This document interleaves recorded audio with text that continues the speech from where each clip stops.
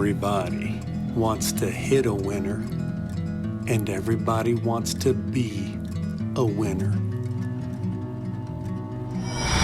How can you be a winner in today's stock market with so much volatility and so many frightening headlines? Here's how. Practice the 3 Ds of investing. Dollar cost averaging.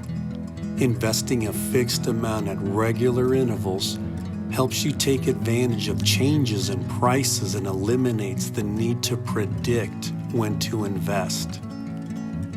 Discipline. Systematic investing creates a disciplined approach to pursuing your goals through all market conditions. And lastly, diversification.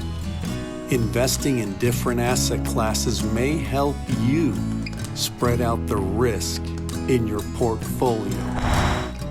And if you practice the 3 Ds of investing, you will be a winner in the stock market because you'll be investing with your head, not the headlines.